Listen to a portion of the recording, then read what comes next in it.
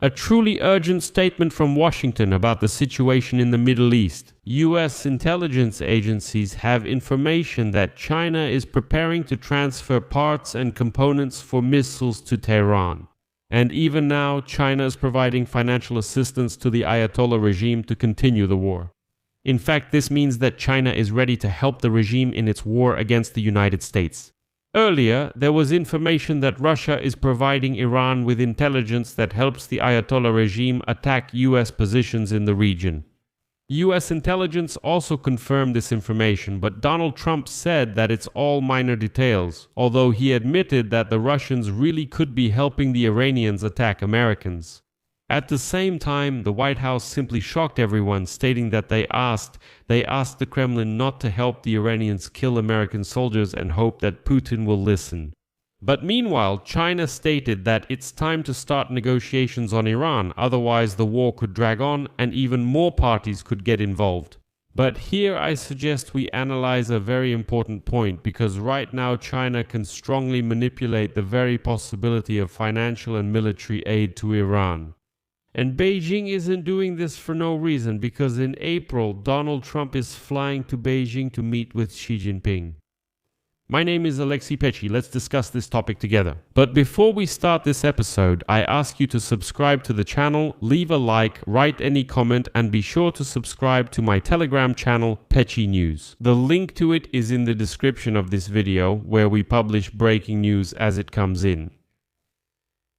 U.S. intelligence agencies have information that China is preparing to provide Tehran with parts and components for making missiles, as well as financial assistance. According to one of CNN's sources, Beijing is acting very cautiously in its support of Tehran against the backdrop of the U.S. and Israel's military operation against the Ayatollah regime. Supposedly, China wants the war to end because it threatens energy supplies. In particular, the latter. Top managers of Chinese state energy companies told Bloomberg that Beijing is privately pressuring Iranian officials and urging them to refrain from actions that could disrupt oil and gas exports through the Strait of Hormuz. China is highly dependent on liquefied natural gas and oil supplies from the Persian Gulf countries. Reuters sources among diplomats also reported that Beijing is dissatisfied with the fact that due to Tehran's actions, energy supplies through the strait have stopped. The Chinese Foreign Ministry, for its part, has officially called for ensuring the safety of navigation along this route. The Strait of Hormuz, through which every fifth barrel of the world's oil supplies and about 30% of liquefied natural gas are transported. But Iran has clearly started cooperating with the Chinese. For example, it is reported that the crews of civilian ships, which have been trapped in the Persian Gulf due to hostilities, are increasingly resorting to digital deception tactics. The captains of tankers and container ships are altering the data in their transponder systems en masse, making their vessels appear to be Chinese. According to monitoring platforms, at least 10 ships have changed their destination signals to indicate China over the past week. As a result, the Iranians did not attack such vessels. The idea is very simple. They raised the red flag saying, "We are Chinese," and Iran says, "Okay, we won't touch you." And here's an example. The vessel Iron Maiden made a quick passage through the Strait of Hormuz, temporarily identifying itself as an object under Chinese control. But when the vessel left the danger zone, it identified itself again. By the way, earlier Reuters reported that Iran and China had started negotiations on the purchase of supersonic anti-ship missiles, which Iran could use to attack American ships. According to Reuters sources, Iran is interested in Chinese SM-302 missiles with a range of about 290 kilometers. We're talking about a system specifically designed to destroy large naval targets. First and foremost, aircraft carrier groups. And the main feature of these missiles is their speed and flight profile. Because they travel at supersonic speeds, but at the same time fly at extremely low altitudes, practically skimming over the water. For ship air defense systems, this means almost no reaction time at all. It's very dangerous. In other words, even the technologically advanced fleet of the United States of America faces a very serious problem. Formally, negotiations about Iran purchasing such missiles from China began about 2 years ago, but they really gained momentum after last year's military escalation when the US struck Iranian nuclear facilities. It was after these events that a high-ranking Iranian delegation led by the Iranian Minister of Defense went to China, and the negotiations moved from the technical stage to the political one. This is very important. Official Beijing, as expected, does not confirm anything. The Ministry of Foreign Affairs states that it does not have any information, while the Defense Ministry prefers to simply remain silent. And by the way, this is classic Chinese diplomacy, denying involvement but without refuting the possibility of such involvement. They don't deny involvement, instead they suggest they might be involved. And now the Chinese Foreign Minister Wang Yi states that dialogue between the US and China is vital to prevent global mistakes, including those related to Iran. Next month, I should note, Trump is planning to visit Beijing and meet with Xi Jinping there. And it's important to understand here that China will use this threat of helping Iran as leverage in negotiations over Taiwan. And China, no matter how much it claims that it wants the war in the Middle East to end as soon as possible, actually doesn't. It's in China's interest for it to continue until the meeting between Trump and Xi Jinping.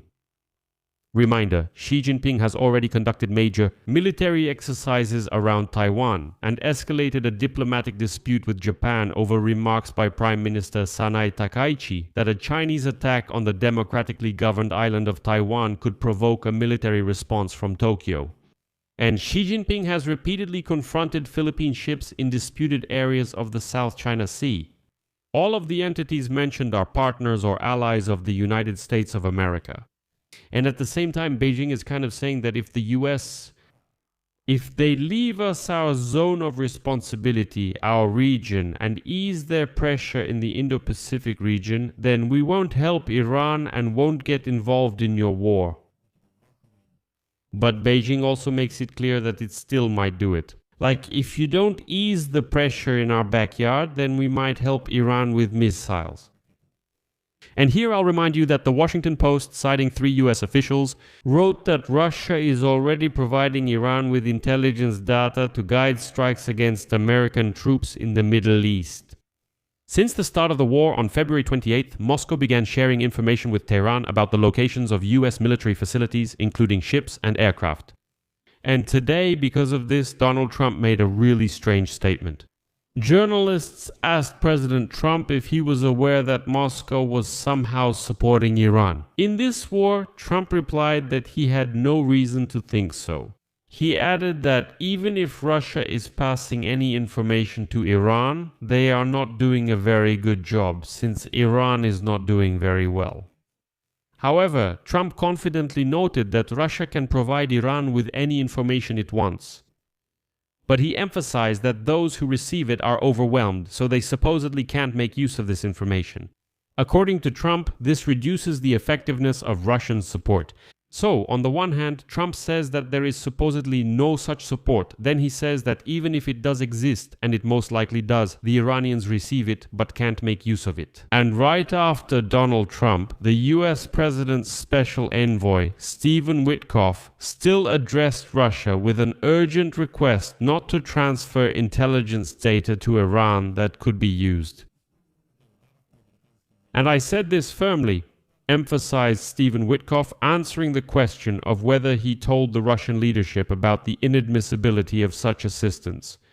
Witkoff did not go into details, but people are already kind of laughing at him, saying that just a request is not enough. Actually, let me remind you, the Russians are targeting American soldiers with Iranian missiles and drones, and for that they should be punished, not asked. That's not how it should be done. And Trump's behavior here is also strange. He says, well, so what? Maybe they are helping. He even snapped at another journalist there, saying we're discussing serious issues here and you're bringing up Russia. Overall, it's strange behavior, but let's see how the story develops with the possible support for Iran from China. I'll leave it at that for now. Share your opinions and conclusions in the comments under this episode, subscribe to the channel, hit the bell, and don't forget to like. That's all for now. Take care. Thank you all. Goodbye.